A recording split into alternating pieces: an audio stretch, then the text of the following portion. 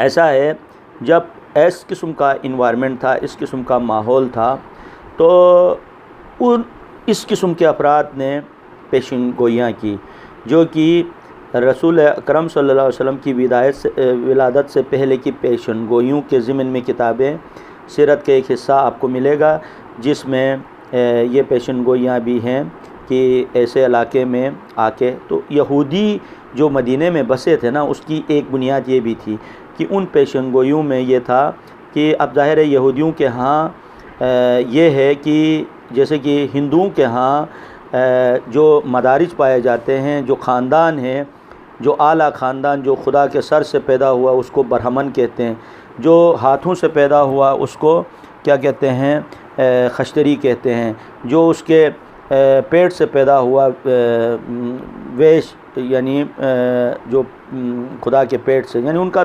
Concept है, फिर पैरों से जो पैदा हुआ वो शूदर। तो इस तरह सेम यहूदियों में वो है, कोई अगर एक्सेप्ट भी करे तो उसको वो दर्जा नहीं देते हैं जो यानी उनकी जो शुरू से विरासती यहूदी है वो दर्जा नहीं मिलता है। तो यहाँ पे भी ऐसा हुआ कि यहूदियों ने जो 4 कबाइल आके मदीने में आपको मिलते हैं, जो आगे यानी मदीने यानी अल्लाह के प्यारे नबी सल्लल्लाहु अलैहि वसल्लम की मदनी ज़िंदगी को हम डिस्कस करेंगे, उसमें आप पढ़ेंगे, समझेंगे कि वहाँ पे बनु किनका, बनु नज़ीर, बनु कुरैज़, ये जो वहाँ आके आबाद हुए, तो उसकी बुनियादी वजह यह थी कि वो नबी, आखिरी नबी हमारे ख़ानदान से पैदा हो, क्योंकि वो ये समझते हैं दुनिया के अंदर जितने भी इंसान हैं वो सब हमारे नौकर हैं, हम हुक्मरां हैं। यानी उनका मजाज ऐसा है, तालीमात में ये चीज़ें मौजूद है। वो ढूंढ के वो निशानियाँ देख के वो मदीने में आके आबाद हुए, ताकि वो आखिरी नबी भी हम में से, हमारे ख़ानदान से पैदा हो। तो एक वजह ये। इसी तरीके से जो अरबों में जो दूसरे जो वहाँ बसते थे उनमें भी ये बातें थी, एक आखिरी नबी मबूस होने वाले हैं, एक आखिरी नजात दहिंदा नबी। और इसी तरीके से हज़रत ईसा अलैहिस्सलाम की जो आप पहले पढ़ चुके हैं कि मेरे बाद जो नबी आएगा इस्मुहु अहमद, यानी उनका नाम तक बताया। तो इस एतबार से उन अकायद में, उन नज़रियात में एक आखिरी नबी का ज़िक्र था, तो वो इंतज़ार में थे। इसी तरीके से कुछ लोगों ने निशानियाँ बनाई इस ज़मीन में कि वहाँ जो कब से ईरान के अंदर वो आतिशकुदा, वो जो यानी पारसियों के यहाँ उसकी पुरस्तिश होती है आग की, उसकी वजह यह है असल में वो सूरज की पुरस्तिश है, वो मतलब मुंतकिल होते हुए वो आग तक आ गए। उसकी वजह ये बनी क्योंकि कभी जो है सूरज निकलता था, कभी नहीं निकलता, जब बादलों में छुपता था तो वो क्या करते थे, वो परेशान थे। तो उनके बड़ों ने कहा यार ये रोशनी मुराद है, उससे ले आए वहाँ पे, यानी आग जलाने लगे। तो आतिशकदा जो होता है वहाँ पे यानी इबादत होती है, तो वो ख़ुद ब खुद बुझ जाएगा। फिर वहाँ पे दरिया की पूजा पाठ होती थी, वो खुश्क हो जाएगा।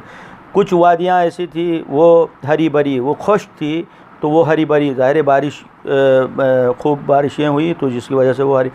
तो यानी इस तरह निशानियाँ थी, तो उनकी पेशन गोइयाँ थी की हुई थी, तो वो पेशन गोइयों का ज़िक्र मिलता है। मैं मुख्तसर कर रहा हूँ। ये पेशन गोइयाँ जब हमारे प्यारे नबी सल्लल्लाहु अलैहि वसल्लम की विलादत होती है तो आसमान से शहाब साकिब के ज़रिए से, वो जो पहले मैंने ज़िक्र किया था काहिनों का ख़बरें लेने का, चुराने का, वो सिलसिला रुक गया, वो आतिशकुदा बुझ गया, वो जो वहाँ महल थे उसमें ज़िलज़ला आने लगे और इतने सारे जो है चीज़ें गिरने लगे, वो पानी एकदम से खुश्क हो गया। ठीक है, चलता हुआ जो सोच भी नहीं सकते थे वो खुश्क हो गया। जिस तरीके से गिलगित का पानी हुंज़र से जो आता है, अल्लाह ना करे वो खुश्क हो, तो हर बंदा परेशान हो गया, ये क्या हो गया। सेम इसी तरीके से वहाँ लोगों ने महसूस किया, और उसी अरसे में जो उन नज़रियात को समझने वाले थे वो ढूंढने लगे ये हादसा कैसे हुआ, कहाँ हुआ। आजकल तो आपको पता है इन चीज़ों पे बहुत सारी मूवीज़ भी बनी हुई है, आप देख लें, उनका वो ज़िक्र मिलता है। तो बहरहाल अल्लाह के प्यारे नबी सल्लल्लाहु अलैहि वसल्लम की विलादत होती है। विलादत से पहले देखें, आपके वालिद तिजारत की गरज से निकलते हैं, उनकी डेथ होती है। आपके वालिद ने मदीने से शादी की, ज़ाहिर है वहाँ से शादी करने के बाद तिजारत की गरज से शाम की तरफ, यमन की तरफ, मुख्तलिफ जो मुतमद्दिन एरियाज़ थे वहाँ पे जाते थे, तो रास्ते में उनका इंतकाल हो गया। तो अल्लाह के प्यारे नबी सल्लल्लाहु अलैहि वसल्लम पैदाइश से पहले ही क्या कहते हैं, अपने वालिद के साए रहमत से महरूम हो चुके, तो यतीम थे। जब आपकी उम्र मुबारक बाज़ रवायात में 4 साल, 6 साल, 8 साल का जिक्र है, उमूमन जो है कहते हैं 6 साल की उम्र थी तो आपकी वालिदा का भी इंतकाल होता है। फिर 8 साल की उम्र में आपके दादा हज़रत अब्दुल मुत्तलिब का इंतकाल होता है। अब आप देखो ना, यानी दुनिया के अंदर कोई ऐसा बच्चा नहीं है जो अल्लाह के प्यारे नबी सल्लल्लाहु अलैहि वसल्लम से ज़्यादा परेशानी मुसीबत झेली हो। तो ये हमारे लिए उसवा हैं। ज़ाहिर है अगर किसी का बाप ज़िंदा होता तो वो बात कर सकता था, तो अल्लाह ने अपने नबी को इस अंदाज में हमारे सामने पेश किया। हर सतह का शख्स आपकी सीरत को देख के अपने लिए यानी एक उम्मीद का मरकज़ बना सकता है। दुनिया के अंदर कोई भी इंसान हो, मैं मुसलमानों की बात नहीं कर रहा हूँ, कोई भी इंसान हो, जब उसे मुसीबत परेशानी हो तो वो हवाले के तौर पे रसूल की ज़ात को देखते हैं तो उसको एक करार आता है, एक हौसला मिलता है। तो ये बुनियादी तौर पे आपकी ज़ात में, आपके उसवा से हमें मिलता है। फिर आपकी पैदाइश होती है, उस पैदाइश में ज़ाहिर है आपकी तरबियत आपके दादा करते हैं।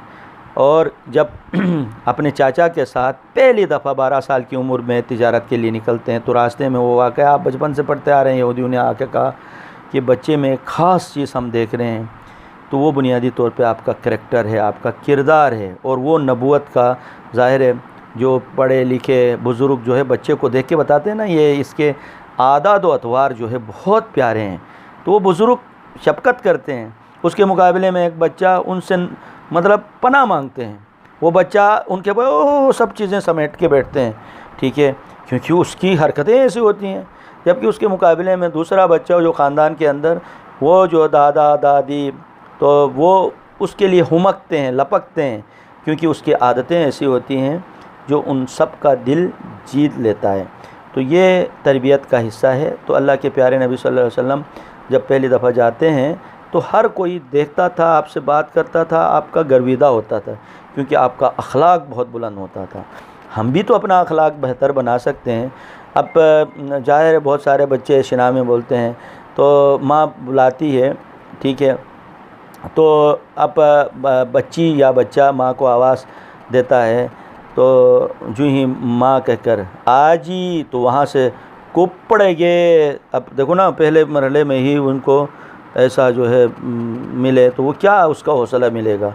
तो इसी तरीके से आप बहुत सारे हमारे यहाँ शिना में देखो ना, मुझे ये हिनोची ज़बान बहुत अच्छी लगती है, उसमें कि देखो ना कितनी मिठास है उनके।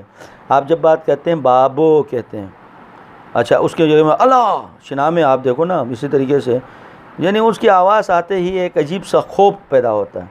अब सेम इसी तरीके से हमारे यहाँ हर ज़बान में मिठास है, वो मीठे अल्फाज भी हैं, वो चुभने वाले अल्फाज भी हैं, आपके इख्तियार में हैं। वो मीठे अल्फाज आप अदा करें ताकि लोगों के दिल में आपके लिए अदब व एहतराम बढ़े।